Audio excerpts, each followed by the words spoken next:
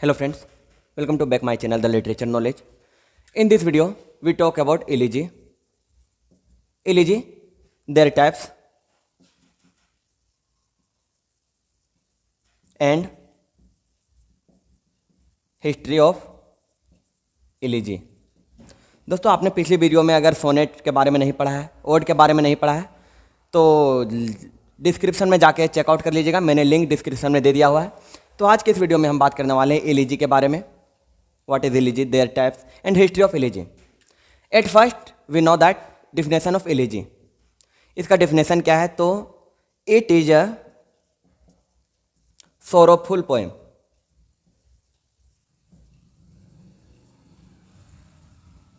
यह एक sorrowful poem है, दुख भरी कविता है। दुख, यह बेसिकली दुख वाले थीम पर लिखा जाता है, जिसमें दुख, दर्द इत्यादि, तो इसके बारे में लिखा जाता है एलिजी में। It is a types of subjective poetry in which poet expresses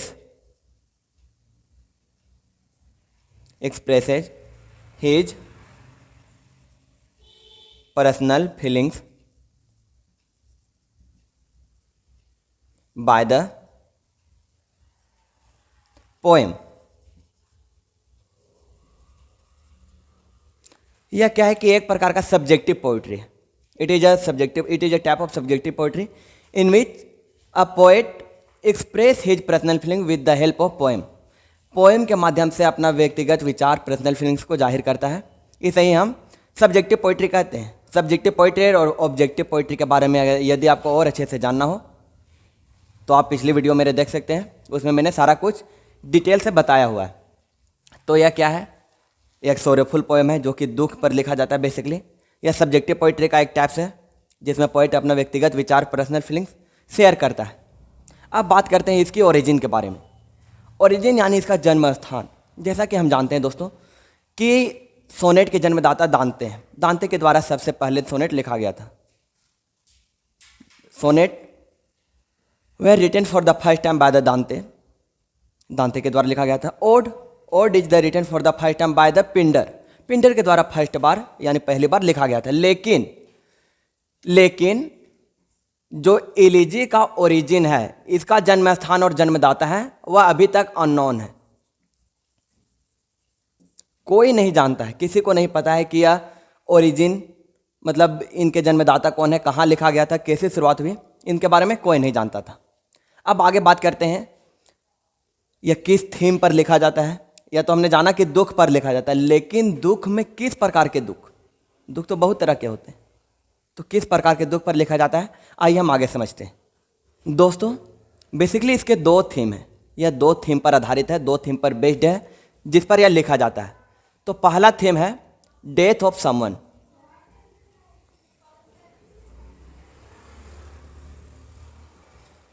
किसी के मर जाने पर, किसी के डेथ हो जाने पर, किसी के डेड हो जाने पर यह पोएम लिखा जाता है। और दूसरा है अनहैप्पीनेस ऑफ द वर्ल्ड। पूरी दुनिया के नाखुशी पर इस प्रकार के सोरेफुल पोएम को लिखा जाता है। दुनिया के नाखुशी से कहने का मतलब जब पूरी दुनिया ही उदास हो, पूरी दुनिया ही सैड हो। लाइक जैसे हम कह सकते हैं वर्तमान समय में कोविड-19 जिस प्रकार के पेंडेमिक फैली हुई है पूरे वर्ल्ड में, तो इस पर एलिजी लिखा जा सकता है। किसी के मरने पर भी एलिजी को लिखा जाता है। ठीक है, अब बात करते हैं एंशिएंट टाइम में। एंशिएंट टाइम यानी प्राचीन काल में। तो प्राचीन काल में होता क्या था बेसिकली कि या किसी के मर जाने पर या फिर तो युद्ध में जो वीर योद्धा हार कर आते थे युद्ध से, या फिर तो प्यार में धोखा खाने के बाद लिखा जाता था प्राचीन काल में। In the ancient time elegies were written on the theme of death, war and love etc. लेकिन क्या हुआ, पहले बात करते हैं एंशिएंट टाइम के बारे में। तो एंशिएंट टाइम में, प्राचीन काल में एलिजी लिखा जाता था किस किस पर?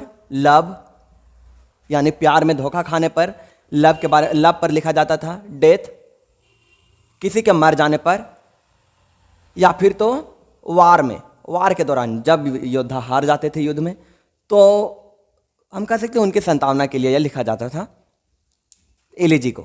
लेकिन 16th सेंचुरी में elegy confined on the only theme of death।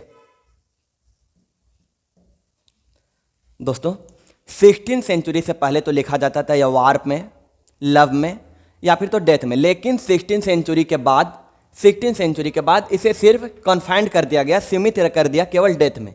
मतलब 16th सेंचुरी के बाद केवल डेथ पर ही, केवल किसी के मरने पर ही एलिजी को लिखा जाता था। उम्मीद है आपको यहाँ तक की समझ में आ गई होगी बातें। अब आगे बात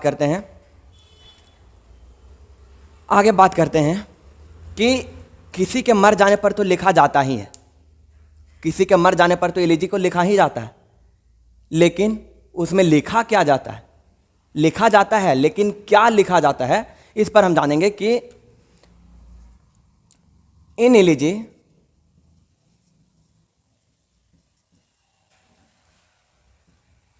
डिस्क्राइब्ड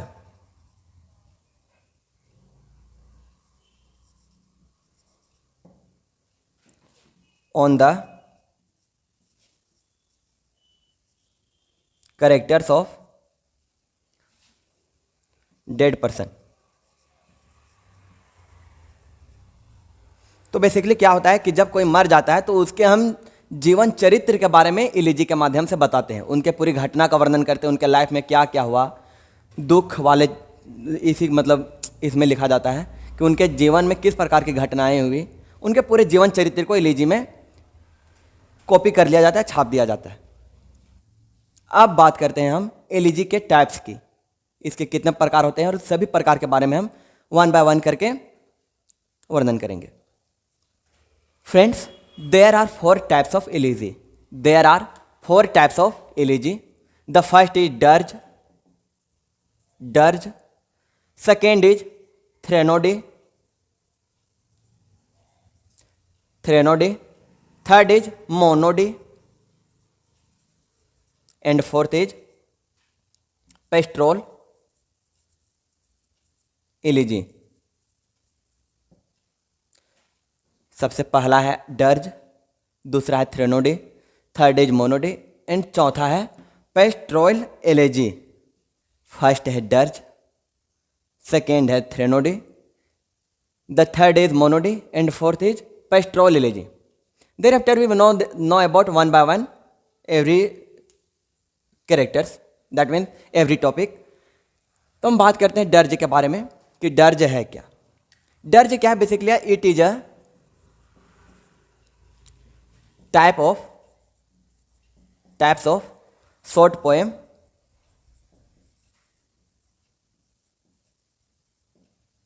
यह एक शॉर्ट पोएम का प्रकार है, which express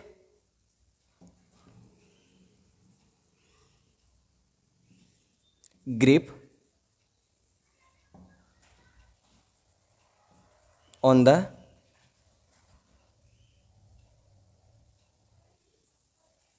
death person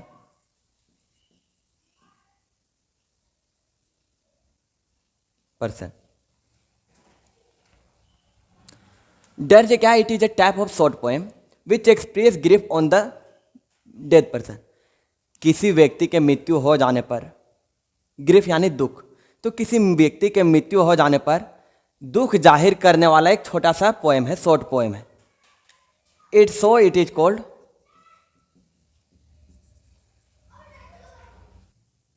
a funeral song. It is called funeral song. इसे हम शव यात्रा के दौरान गाए जाने वाला गीत को हम फ्यूनरल सॉन्ग कहते हैं। तो इसमें क्या होता है कि जब कोई व्यक्ति मर जाता है तो अगर हम उन्हें शव यात्रा के दौरान जलाने के लिए लेके जाते हैं तो उस दौरान लोगों के द्वारा गाए जाने वाला गीत को हम डर्ज कहते हैं। तो डर्ज क्या है? बेसिकली यह शव यात्रा के दौरान गाए जाने वाला गीत है। ये सब शॉर्ट में समझ लीजिए। अब बात करते हैं दूसरा, तो थ्रेनोडी के बारे में। थ्रेनोडी के बारे में तो क्या है? It is a type of short poem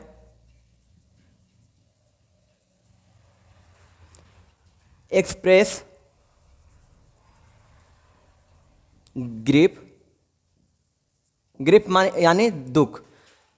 it is a type of short poem, types of short poem express grief on the occasion of dead person.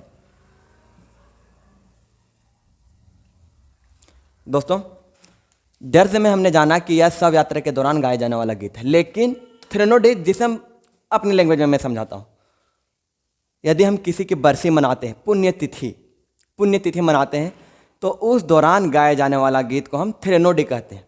थ्रेनोडी a short poem which express गिफ्ट on the occasion of dead person. किसी भी व्यक्ति के मृत्यु हो जाने पर उनके बरसी पर जो गीत गाया जाता है उसे ही हम थ्रेनोडी कहते हैं।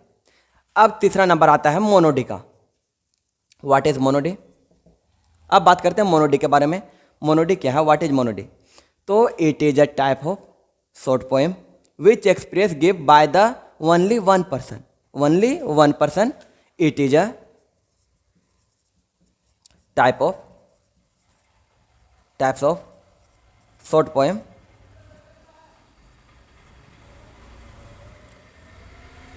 expresses grief by the only one person। केवल एक व्यक्ति के द्वारा, केवल और केवल एक व्यक्ति के द्वारा, जिसे अकेले में हम रोना कहते हैं, अकेले में याद कर करके रोने वाला, मतलब रो करके गाए जाने वाला गीत को हम मोनोडी कहते हैं। तो डर्ज क्या है? शव यात्रा के दौरान गाए जाने वाला गीत डर्ज कहलाता है। उनकी बरसी पर, किसी व्यक्ति की मृत्यु हो जाने पर, उनकी पुण्यतिथि के मनाने के दौरान जो हम गीत गाते हैं, जो गाया जाता है, थ्रेनोडी कहलाता है। और मोनोडी कभी भी रो करके, दुख व्यक्त करके गाए जाने वाला गीत होता है। अब बात करते हैं चौथे नंबर की। तो चौथा नंबर है pastoral elegy.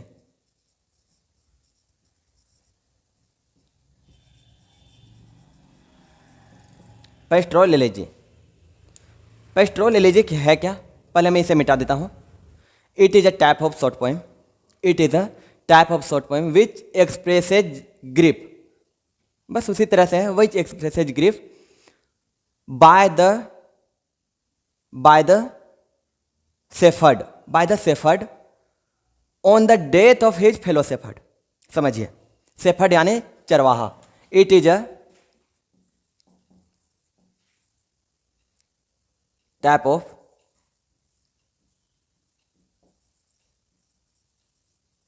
Short poem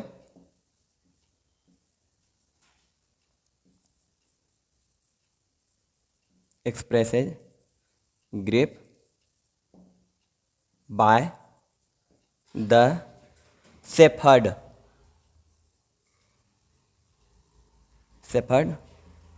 on the death of his fellow shepherd। दोस्तों, यह एक शॉर्ट पोएम है, यह शॉर्ट पोएम का प्रकार है जिसे शेफर्ड यानी होता है चरवाहा और फेलो शेफर्ड मतलब साथी चरवाहा। तो जब किसी चरवाहे का दोस्त, चरवाहा तो जानते ही होंगे आप, जानवर चराने वाले, तो किसी चरवाहे का दोस्त अगर मर जाता है तो उसके दोस्त के द्वारा, मरने वाले के दोस्त के द्वारा जो दुख व्यक्त किया जाता है उसे हम पेस्ट्रोल एलेजी कहते हैं। पेस्ट्रोल एलेजी यह सिर्फ चरवाहे के ऊपर ही लिखा गया है, केवल चरवाहे के द्वारा, मतलब जो चरवाहे मर जाते हैं तो उनके दोस्तों के द्वारा जो दुख व्यक्त किया जाता है, चरवाहे के दोस्तों के द्वारा जो दुख व्यक्त किया जाता है उसे हम पेस्ट्रोल एलेजी कहते हैं। पेस्ट्रोल वर्ड आया कहाँ से? तो बात करते हैं पेस्ट्रोल की मीनिंग की। पेस्ट्रोल जो है यह ग्रीक वर्ड पेस्टर से आया है, पेस्टर से आया है, पेस्टर से आया है, जिसका मीन्स होता है, इट मीन्स ग्रेज, जिसका अर्थ ही होता है चराने से। तो आप समझ गए होंगे कि पेस्टोरोलॉजी सिर्फ चरवाहे के ऊपर ही लिखा गया है। जब चरवाहा कोई मर जाता है तो उनके साथी चरवाहे के द्वारा जो दुख व्यक्त किया जाता है, जिस कविता को गा करके दुख व्यक्त किया जाता है, उसे हम पेस्टोरल इलेजी कहते हैं। दोस्तों, इसके आगे हम बात करते हैं history of elegy. History of elegy, history of elegy, इसका इतिहास तो कोई खास नहीं है। बात करते हैं हम 18th सेंचुरी की। 18th सेंचुरी की, तो 18th सेंचुरी में, तो 18th सेंचुरी में ज़्यादा कोई खास नहीं। थॉमस ग्रे, थॉमस ग्रे जो कि 18th सेंचुरी के एक महान पोएट में से एक गिने जाते थे, उन्होंने एक से एक फेमस इलिजी का निर्माण किया। तो बस ज़्यादा कुछ उनके पोएम का नाम मत आप याद रखिए, बस केवल राइटर का नाम लिखिए कि कौन कौन से पोएट थे जो कि किस सेंचुरी में फेमस हुए। तो 18th सेंचुरी में सबसे फेमस थे थॉमस ग्रे। अब बात करते हैं 19th की। तो 19th सेंचुरी में टेनिसन, टेनिसन, टेनिसन, टेनिसन के द्वारा 19th सेंचुरी में एक से एक फेमस इलिजीज को लिखा गया। और इसी सेम सेंचुरी में, यहाँ लिख दे रहा हूँ, in the same century, same century that means 19th century में ही, 19th सेंचुरी में सेली, पूरा नाम मुझे याद नहीं है लेकिन सेली, तो सेली के द्वारा, इनके द्वारा भी एक से एक फेमस इलिजीज को लिखा गया। दोस्तों, 18th सेंचुरी में थॉमस ग्रे नाम के द्वारा, पोएट के द्वारा लिखा गया। 19th में सेली और टेनिसन नाम के पोएट के द्वारा इलिजीज का निर्माण किया गया। तो एक बार मैं पूरी तरह से फिर से रिकॉल करा देता हूँ आप सभी को। इलिजी जो कि एक दुख भरी कविता है, किसी के दुख में लिखा जाता है। इसका ओरिजिन अभी तक मालूम नहीं है। ओरिजिन यानी जन्म स्थान, जन्मदाता कौन है, किसी का नहीं है। 16th सेंचुरी से पहले प्राचीन काल में होता क्या था कि किसी के दुख दर्द दुख में लिखा जाता था। दुख मतलब कोई प्यार में धोखा पाया है तो उनके ऊपर लिख दिया गया इलिजी। युद्ध क्षेत्र में कोई हार के आया तो उन पर लिख दिया गया इलिजी। कोई डेड व्यक्ति है, किसी को कोई मर गया तो उसके ऊपर भी इलिजीज को लिखा जाता था। लेकिन क्या हुआ, 16th सेंचुरी में कॉन्फाइंड कर दिया गया, सीमित कर दिया केवल डेथ तक। मतलब कि कोई व्यक्ति पर इलिजी तभी ही लिखा जा सकता है जब वो मर गया, केवल मरने पर ही इलिजीज को लिखा जाता था।